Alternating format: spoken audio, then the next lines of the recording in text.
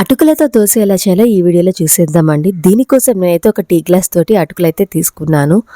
And next వచ్చేసి same glass తోటి ఉప్మా రవ్వ అయితే తీసుకుంటున్నాను. ఈ దోసలైతే చాలా సాఫ్ట్గా ఉంటాయండి. టేస్ట్ అదిరిపోతుంది. ఒకసారి తప్పకుండా ట్రై చేయండి. హాఫ్ గ్లాస్ పెరుగు అయితే తీసుకున్నాను. మీరు ఫుల్ గ్లాస్ కూడా తీసుకోవచ్చు.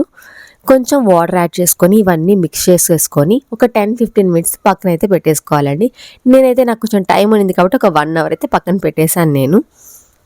సో తర్వాత ఇవన్నీ కొంచెం బాగా నానిన తర్వాత మనము మిక్సీకి వేసుకొని మెత్తని పేస్ట్గా చేసుకోవాలి. తరువాత ఇంకా వేడి వేడి పెనం మీద దోసలు వేసుకుంటే చాలా సాఫ్ట్గా ఉండే అటుకుల దోసలు అయితే రెడీ అయిపోతాయండి. టేస్ట్ అయితే చాలా చాలా చాలా బాగుంటుంది. తప్పకుండా ఒకసారి చేయండి.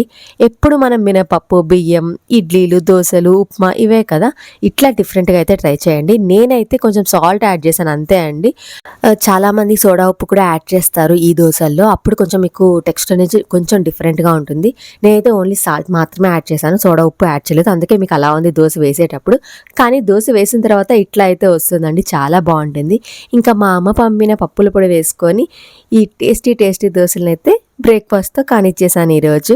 మీ ఇంట్లో ఈరోజు ఏం బ్రేక్ఫాస్ట్ నాకు కామెంట్ సెక్షన్లో చెప్పేసేయండి. Thank you so much for watching. Do subscribe and like.